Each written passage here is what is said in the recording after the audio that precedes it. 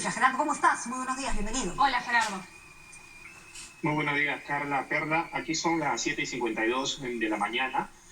Bueno, un poquito recordando lo que han mencionado, es verdad, tenemos 1.700 personas ya fallecidas y además 105.000 que están liderando entonces las cifras a nivel mundial de infectados. El epicentro aquí del contagio es la ciudad de Nueva York, ustedes lo acaban de mencionar, una zona donde en los últimos 3 días, para que tengan una idea, se han recibido más llamadas de emergencia que las que ocurrieron luego de los atentados del 911, el atentado a las Torres Gemelas. La estrategia del presidente Trump, pues sus críticos hablan de que no ha logrado primero liderar un solo mensaje de unión al pueblo norteamericano, que está muy acostumbrado, por ejemplo, a unirse en situaciones de guerra o contra el terrorismo. Aquí pareciera que todavía los ciudadanos de cada estado se maneja a su criterio. Es verdad que los estados y las ciudades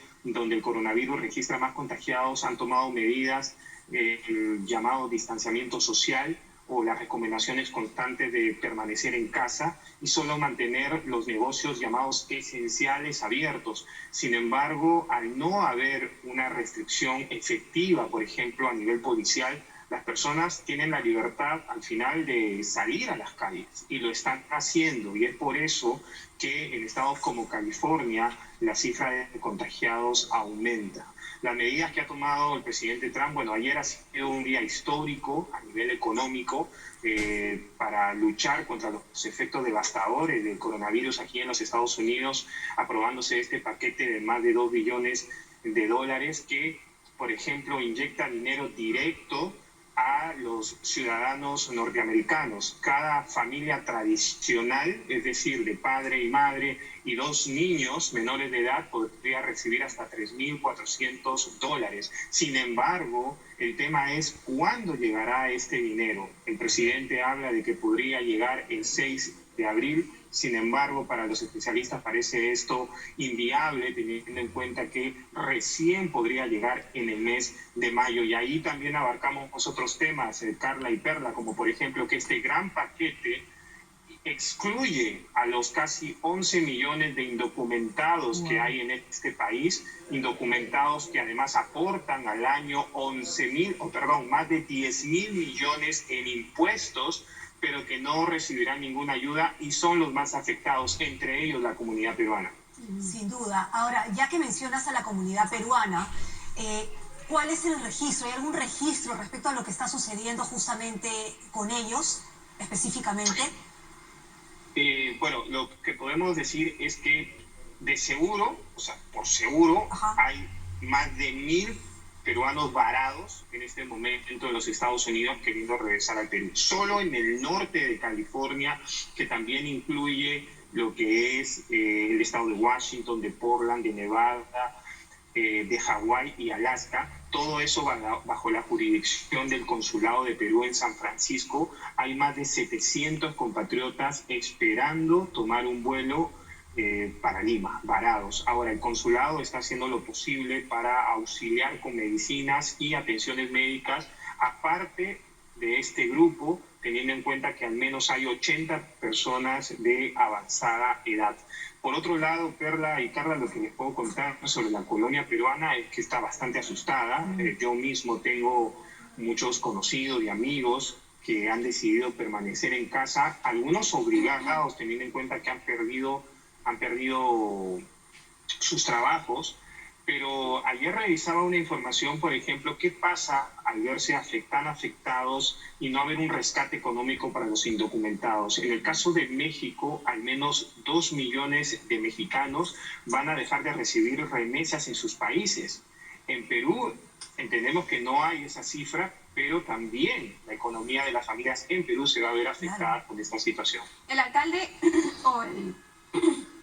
de Nueva York, ha pedido que los ciudadanos literalmente se encierren en sus casas y no salgan.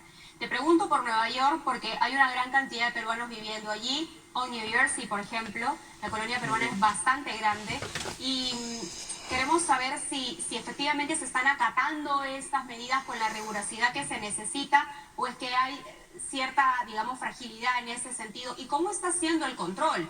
Porque podemos cotejar ambos países, la situación de Perú y de Estados Unidos respecto a lo que estamos viviendo aquí también y hacer una comparación. Hay un toque de queda, no podemos salir, si salimos nos detienen o nos ponen una multa. Controles bastante estrictos pero necesarios.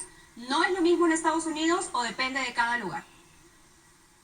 No es lo mismo, definitivamente, no es lo mismo. Yo mismo hago algunos recorridos por la ciudad y veo a muchas personas en las calles.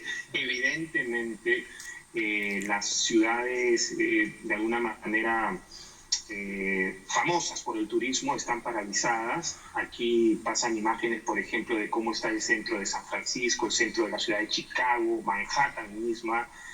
Sobre todo en horas tempranas, parecen pueblos fantasmas, literalmente. Sin embargo, cuando ya uno va en los alrededores, en las zonas residenciales, ve todavía mucho movimiento. No hay un solo llamado, no hay una sola orden para todo el país. Repito, la crítica es hacia el presidente Trump y tal vez hacia las autoridades en general de no poder generar esa conciencia necesaria. Yo conversaba ayer con un ciudadano norteamericano y él trataba de explicarme por qué la gente no está haciendo caso todavía. Y aquí en este país se tiene una idea muy fuerte de la libertad, ¿no? Que mientras no exista una orden clara, ellos son libres de hacer las cosas. Entendemos, sí, Perla y Carla, que en ciudades donde el coronavirus está muy presente hay temor y por eso la gente evita salir de las calles.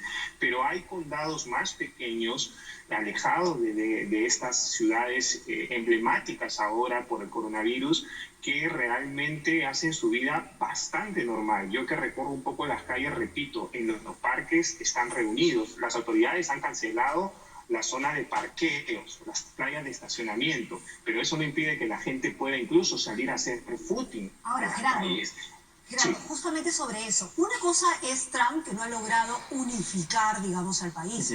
Pero, digamos, la constitución del país, de Estados Unidos al Perú, es totalmente distinta. Allá existe una cosa que se llama Estados Federados, donde sus autoridades tienen otro tipo de instancia.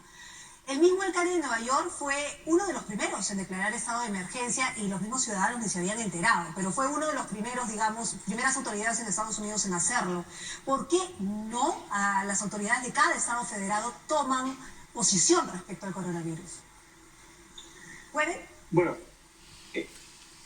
sí se puede, evidentemente. Por ejemplo, la policía, para que tengan una idea aquí, la policía depende del alcalde local, ¿no? De cada localidad.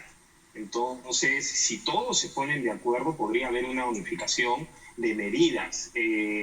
Sin embargo, me parece que el problema a nivel sociológico se basa en lo siguiente. La situación de Nueva York, de California y de Washington es muy diferente a la que se puede vivir en estados más alejados, si se quiere decir, del turismo. Hay estados que definitivamente los 50 estados de este país ya presentan casos de coronavirus, pero también lo podemos ver que en otros países como en México recién el presidente ha tomado un mensaje de guardar distancia. Entonces aquí también los estados, que serían las regiones en el Perú, son bastante independientes a veces en estas medidas. Y el presidente Trump pareciera que está enfocándose en lo que está ocurriendo en los estados con mayores emergencias.